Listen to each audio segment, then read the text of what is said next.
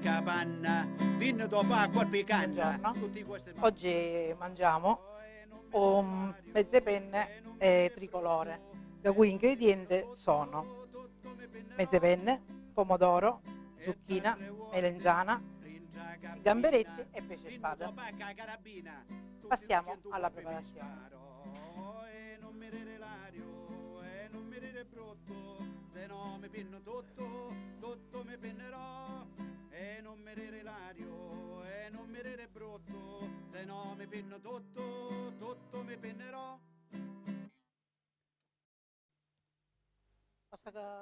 Allora, nel frattempo buttiamo la pasta.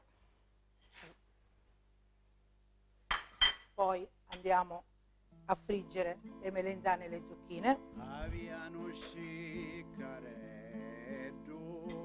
ramero saporito. Per preparare questo piatto, olio,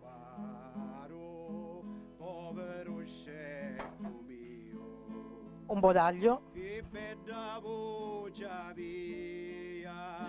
un po' di prezzemolo,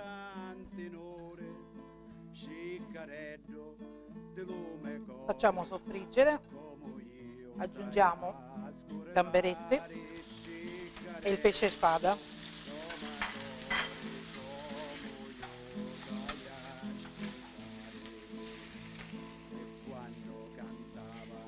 Nel frattempo stanno friggendo e poi mettiamo pomodorini,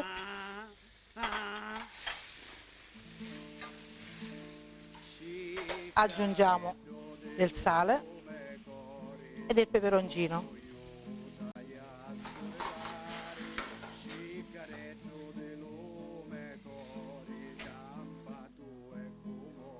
Aggiungiamo la pasta.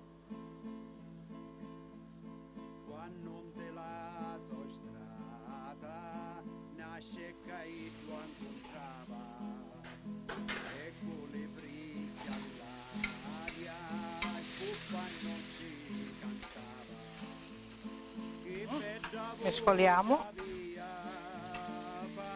si amalgama e per ultimo aggiungiamo le zucchine e le melenzane fritte.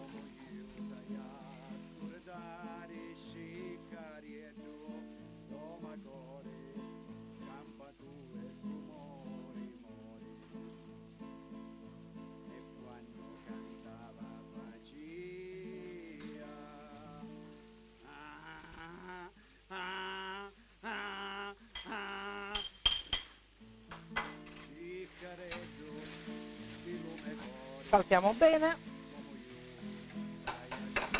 aggiungiamo un po' di prezzemolo e il piatto è completo.